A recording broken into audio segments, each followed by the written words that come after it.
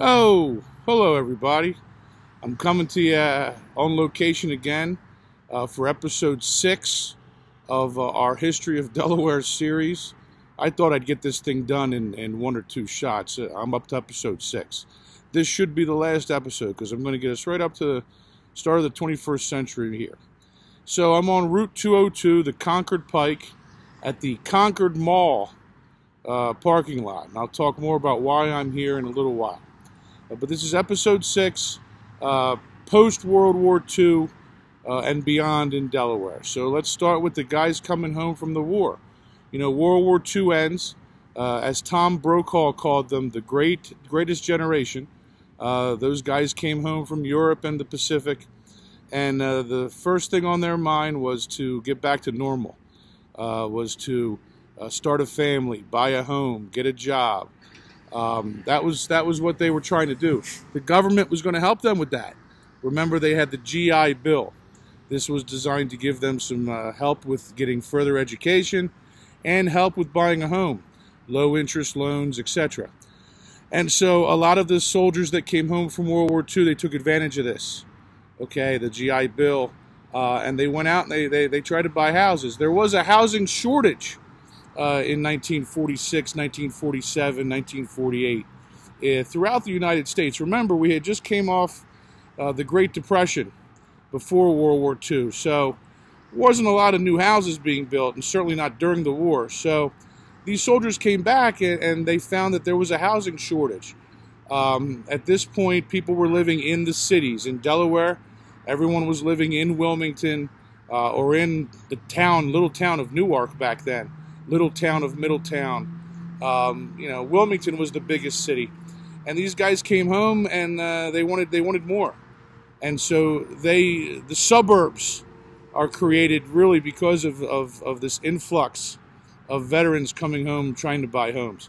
One of the people that took advantage of this early on was in New York on Long Island, a guy named William Levitt. You may have heard of Levittown. There's a Levittown in New York. There's a Levittown in Pennsylvania. There's even a Levittown in Puerto Rico. Levitt took advantage. He bought some low-cost land, some old potato fields, and went to work building affordable homes, family homes, using some of Henry Ford's tactics with assembly line kind of construction, where they'd have crews that go in and they'd knock out a house in a day, sometimes 2 or 3 houses in a day. Boom, boom, boom, boom. And it was a great system. And they were able to sell well over 1,000 houses on the first day they opened up Levittown. Some people in Delaware took advantage and may have saw that going on, and they went for it as well. So in Delaware, in Wilmington, Delaware, we have a few builders that kind of start this trend. Franklin Builders built some of the neighborhoods in North Wilmington that we've all heard of: Green Acres, Radnor Green, Linfield. A guy named Gray Magnus, he came down with, he bought a bunch of surplus Army trucks and hired a bunch of workers. He built both North and South Grayland Crest. They were built by Gray Magnus Construction Company. Alfred Vallone, he built the Fairfax Housing Center and also Fairfax Shopping Center. He was also responsible for Vallone Village, just outside of Wilmington and Ellesmere. I have some friends who live in Vallone Village. That was his vision. Those homes are still around. The state would come in a little bit later and build the Robert F. Kirkwood Memorial Highway on what had used to be called the Old Capitol Trail, and also modernized and widened some other roads like Concord Pike, Route 202. And this helped with the suburbanation of Delaware. You know, people moving out of the city of Wilmington in particular and settling in the suburbs.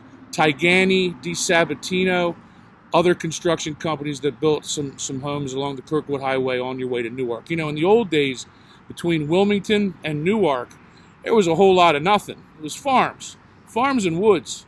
Today, it's shopping centers, churches, schools, and homes.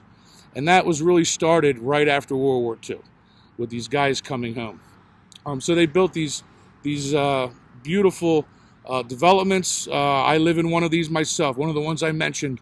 I have a home in a post-World War II residential community. Strong houses, well-built houses. They did a good job. These guys got their homes, they started their families, and then they needed work. They got jobs. Some of the big employers at that time, I've mentioned DuPont several times in this series. They get a mention again today. The DuPont company, through the 50s, 60s, 70s, at this point, really divests itself from gunpowder, their original endeavor, and gets into chemicals. Better living through chemistry was one of their mottos. Really one of the chemical giants in world industry. The DuPont company was responsible for a lot of these. I'll just name some of their inventions that you have found in your kitchen or in your garage, etc. Lucite, Teflon, Lycra, Orlon, Mylar, Kevlar, Tyvar, Dacron, Corian, and of course nylon. The town of Seaford, Delaware was a major producer of nylon for the DuPont company. They also basically owned the color white. They had a whole pigment division for paints, etc. And they basically cornered the market on titanium oxide, which is used to make the color white. Up in their Edgemore facility. Up until recently, they were making it there. So DuPont was really one of the largest employers, private employers, in the state of Delaware, post-World War II. General Motors was also a big player. My own father worked 27 years at the General Motors on Boxwood Road. That was their assembly plant. It opened in 1947. They made Buicks, Pontiacs, Oldsmobiles, Chevrolet, Saturns over the years at the General Motors on Boxwood Road. Thousands of employees. There was also a Chrysler plant in Newark. It opened in 1951, and they actually built tanks for a little while. They built the M48 Patton tank at the Chrysler assembly plant in Newark, Delaware. Then they changed over. They built the Dodge Lancer, the Dodge Dart, the Plymouth Valiant, the Plymouth Volare, the LeBaron, and towards the end they were building Durango trucks at the Chrysler plant in Newark. So major employers. A lot of these guys came home. They got a job. They got a home. They started a family, and it was a big deal. Their kids, of course, would become the baby boomers, and they would carry on that legacy through the 60s and 70s. I'll talk a little bit more about the jobs towards the end because I want to talk about where we are today, and I'll connect it. It's not to say that everything was rosy around here in the 50s, 60s, 70s, right? There were issues. For instance, during the Vietnam War, and I should cite here, I've mentioned World War I, I've mentioned World War II. In Vietnam, we lost 123 Delawareans. Looking at my phone here, so I give you the correct numbers. And the Korean War, 43. We know a lot of people call that the Forgotten War, the Korean War. So 43 Delawareans lost their lives in the Korean War, and as I said earlier, 123 in the Vietnam War. And of course, the Vietnam conflict didn't go down easy. All throughout America, you had people anti-war, people pro-war, and that struggle happened in Delaware as well. I've recently connected with a friend on Facebook that I'll mention real quick. He wrote a book. Let me see if I can pull it up real fast. I had it ready, but my thumb went the wrong way. I want to thank Gary D. Harrington. Gary connected with me, and I've been reading up since he connected with me, some of what he wrote and some other things on the Vietnam War. He, Delawarean, went off to fight in Vietnam and then later did some work and doesn't paint a rosy picture. He kind of says, you know, listen, I'm going to tell a story here. It's not the George Washington flag, everybody's happy kind of story. He saw some wild stuff, I think, and then later in life shared that through on Facebook as well. So Gary D. Harrington, once you look him up, it was a pleasure connecting with him. I look forward to talking with him more, I hope, in the future. I've talked to some other vets that I know from Vietnam. The weird thing they tell me, you know, in World War I, World War II, the guys from Delaware, they all kind of left together. They would go down, they'd sign up, they'd have a physical, they'd joined units together. They stuck together through boot camp. The Vietnam War seemed to be held a little different. In World War II, it was the War Department. By the time Vietnam comes, it's the Department of Defense. And I think they changed a lot of their procedures. They stopped sending large groups of guys from one place together. They found in World War II that when tragedy happened, sometimes towns would lose 14, 15 guys all at once. And I think it was a psychological effect on the town, on their loved ones. In Vietnam, it was more of an individual kind of thing. Guys went off, and one guy said, I left alone, I came back alone. There weren't the parades, there weren't the people welcoming them back in large groups. It was a different feel. And I think that affected a lot of them. These guys were young, a lot of them got drafted, going halfway around the world, a place that they couldn't find on a map or even pronounce probably the first time they heard where they were going. Back at home, there was some protest, usually on campus. Like, again, you see Kent State, you see the University of Delaware had some on-campus activity, anti-war activity. There was also stuff on the other side. The 4th of July parade was a big deal. So, and that was kind of a patriotic event. And that was, I don't want to say pro-war, but it was, people were not out there protesting on those type of parades and things. Also, at the time, your leadership in the Delaware Assembly, the governor, etc., were Democrat. And so they would have really followed along with Lyndon Johnson and whatever he was doing nationally. So I think in Delaware during the Vietnam War, you have, the for and the against at the same time, like you had all over America.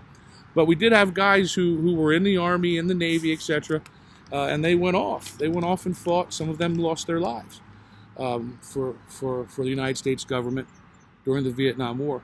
Also, it's in this post-war period where you have, of course, segregation problems, right? Later, I'll do something on schools, etc. in Delaware. There's a lot of stuff there.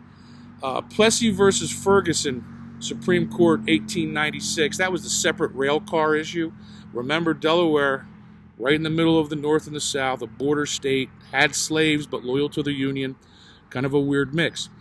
1954, the Brown versus Board of Education hearing goes on. Delaware had a major role in that. You always hear Brown versus Board, Brown versus Board. You have to understand that within that case, there was a Delaware piece. Okay, it was Gebhardt versus Belton. And that involved a family that was suing, two families. One in Claymont, because their kid was not allowed to go to Claymont High School. Instead, they had to go to Howard High School, which was the African-American, the black high school in Wilmington. And also in Hockessin, there was a child that wasn't allowed to go to the white school in Hockessin. So Gebhardt versus Belton got lumped in to the Brown versus Board of Education case when it went to the Supreme Court. So it's important to note that that Delaware was kind of involved in that. Let's not forget the riots, right? The assassination of Martin Luther King in 1968 sparked a very hot summer, and you have riots in the city of Wilmington. Several days of violence in what was called the Valley section of Wilmington, arsons, sniping. The National Guard was called in. The mayor of Wilmington at that time, a guy named Mayor Babiars, called in for assistance to give the city of Wilmington police and the firefighters really a respite, give them a break. So they called the National Guard and the state police in for some backup. They never left. Governor Terry left them in the city way beyond the riots. The riots ended, and the governor left them there, even though the mayor and other city officials said, okay, things have calmed down, please pull the National Guard out. Governor Terry did not. And the Delaware National Guard was stationed in the city of Wilmington and patrolled the city of Wilmington for 9 months. It is the longest occupation of an American city by the military since the Civil War. So that was a kind of a black eye on Delaware in 1968. And a black eye on the city of Wilmington. Along with the suburbs and the roads leading out, you had I-95 being built in the mid-60s. That kind of contributed to people leaving the city of Wilmington. There was a time when you went to shop up until World War II, you went to Market Street. That's where all the stores were. Wilmington Dry Goods, Woolworths, all these stores, shoes, toys, movie theaters. Market Street in Wilmington was the hub of shopping and entertainment. Pardon me. You'd see that in all the towns along State Street in Dover, Main Street in Newark. With the building of the suburbs, the houses, after the houses comes, then the churches come, then the shopping centers come. And so you have, like the Concord Mall, you have businesses leaving the city, leaving the old centers of population and moving out. And that's another great example of how things change after World War II. You know, Market Street businesses began to decline, and you have the building of malls, shopping centers on the outskirts of town along the suburbs. So that was an interesting thing that happened as well. So I mentioned, your jobs, your General Motors, DuPont, Chrysler. Ironically, just a few years ago, all of these changed. We have another change going on in Delaware. And so the DuPont company, once the leading private employer in Delaware, does not have much of a footprint in the city of Wilmington or the state anymore. They merged with Dow Chemical and really closed. They had all the big high-rise buildings in Wilmington were DuPont buildings.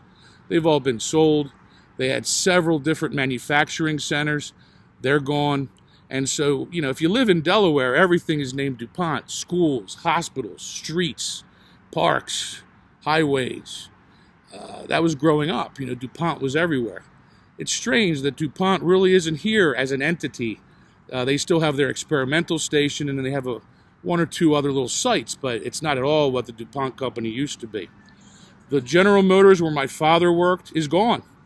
That property is gone. They stopped building cars, as is the Chrysler Plant.